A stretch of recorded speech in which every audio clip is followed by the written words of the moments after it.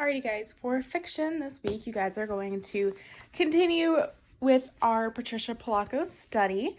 And you guys are we are going to read Just Plain Fancy, which is written and illustrated by Patricia Polacco.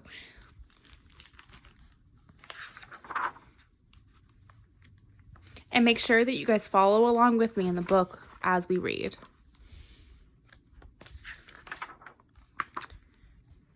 Caleb and his two daughters hurried along Lancaster County Road in their buggy. Cars whizzed by them, but they paid no mind. Clop, clop, clop went the horses' hooves on the pavement. Papa, Naomi asked, why don't we have a car like the English?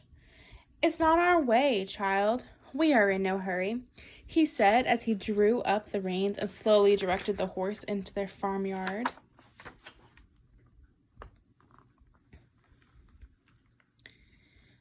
While their father unharnessed and watered the horse, Naomi and Ruth skipped toward the hen house. The chickens were Naomi's responsibility. She saw their feeding and watering as well as collecting their eggs. Everything around here is so plain, Naomi complained. Our clothes are plain, our houses are plain, even our chickens are plain. It would pleasure me, just once, to have something fancy. Pshaw, Naomi, you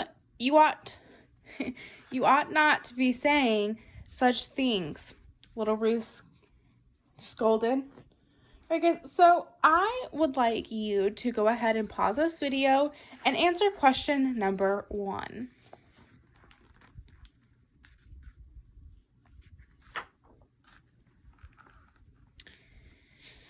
As Naomi and Ruth searched the field for eggs laid outside the hen house, they spotted a very unusual one nestled in the tall grass. Down the drive and behind the hen house, next to the road. This egg looks different from any I have ever seen, Naomi said quietly. It's still warm. Let's put it in Henny's nest. This one needs to be hatched. She gently picked up the egg and eased it into her basket.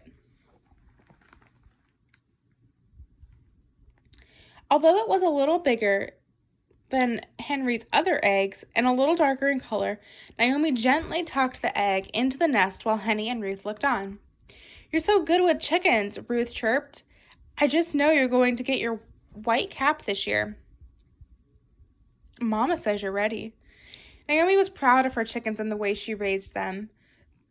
The elders were coming for a working bee or frolic in the coming summer, and Naomi wondered whether her parents might present her with the white cap on that day. Her thoughts were interrupted by Ruth's voice. Ain't we pleasures, she said. You wanted something fancy. Now you've got it.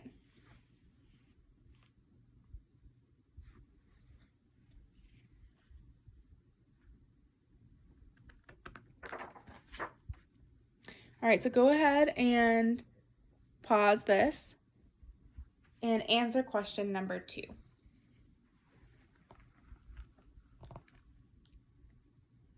As the days passed, Naomi and Ruth checked Henny's nest constantly. Every day they peered over the edge of the crib, watching for signs of cracks in the shells. Then, one day, the eggs hatched. Look at the little chick from the fancy egg, Naomi, Ruth squealed. That egg was fancy inside and out, wasn't it? Said Naomi. Fancy. That's just what we'll name the chick. Fancy, fancy, fancy, fancy, Ruth sang out as she jumped about. Naomi smiled and clapped her hands. All that afternoon, the girls stayed with Henny, watching and studying their special little chickens. Guys, I want you to take a moment, turn to your partner, and tell them who Henny is. Who is Henny?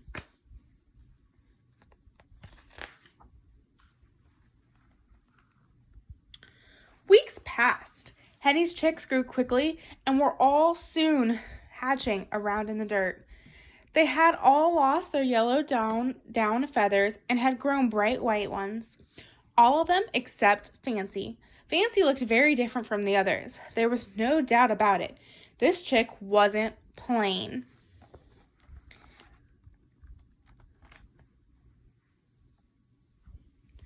And you can go ahead and pause here and answer question number 3.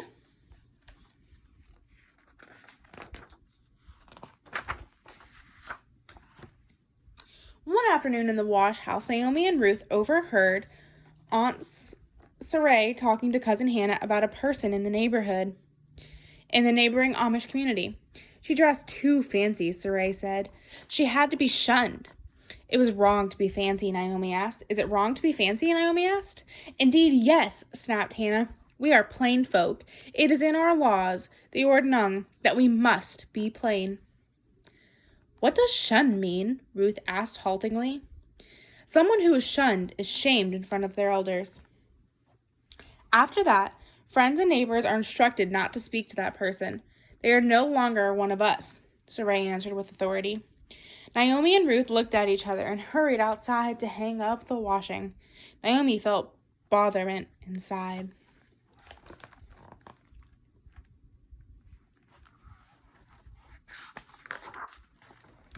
As soon as they were finished, the girls ran to the hen house.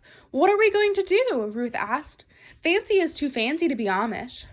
Then Fancy ruffled his feathers and did something that took their breath clean away.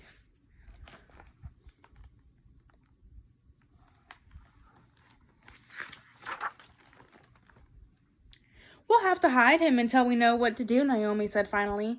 The elders will be here for the frolic tomorrow. He'll be shunned, Ruth whimpered. Maybe we will be too. They put Fancy into another part of the hen house and locked the door.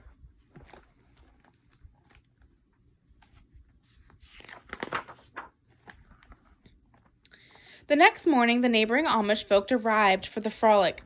The men and the boys helped add a stable onto the Veckles barn. They worked hard in the sun while the women folk cooked and gossiped. Naomi and Ruth helped serve the food, pour lemonade, and thread needles for the women who were quilting. This should have been a happy day for them, but the girls were not pleasured because they were sad with worry about Fancy.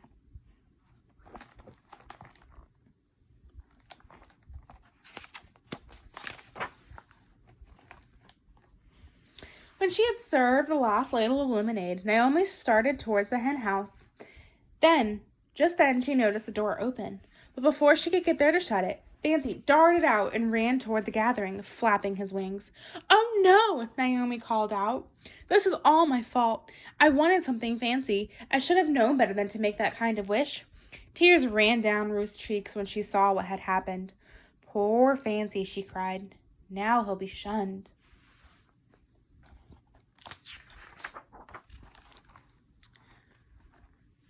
Over, under, around, through. Naomi ran after Fancy, trying to catch him before anyone noticed. And that's about the time that Fancy decided to head straight for the elders. He flew at Martha, the oldest member of the gathering. Adjusting her glasses, she gasped as he flew over her head, just before landing on the clothesline where the quilts were airing. Please don't shun him, Naomi cried. I did this. I made him fancy, she sobbed. At that moment, pleased with all the attention, Fancy ruffled his feathers and did for the guests what he had done for the girls in the hen house the day before. Those who weren't speechless were stunned. Think about that word stunned. What does that word stunned mean? Look at these people's faces.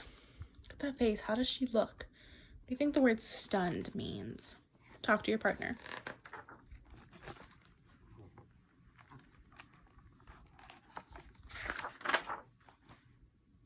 Dry your tears, child. It was Martha who finally spoke. This isn't your doing.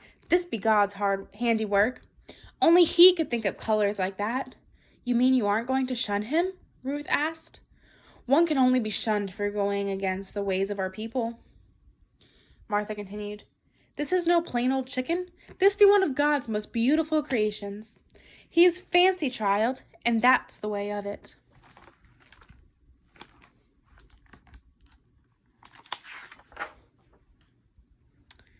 All who were gathered there rejoiced in Fancy's beauty.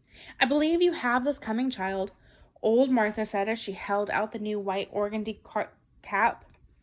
Your family believes you have earned this well, and I agree. Not only have you given good and faithful care to your flock of chickens, but you have also raised one of the finest peacocks I ever did see. Standing proudly amidst the gathering, Naomi held Fancy in her arms. She had learned many things that day.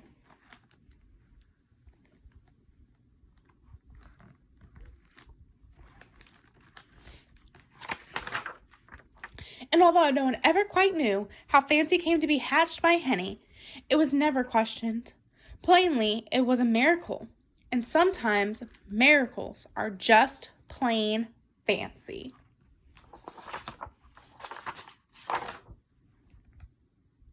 Alright, guys, so that was Just Plain Fancy by Patricia Polacco.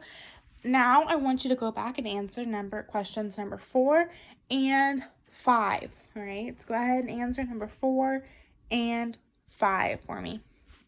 Do your best work and take your time.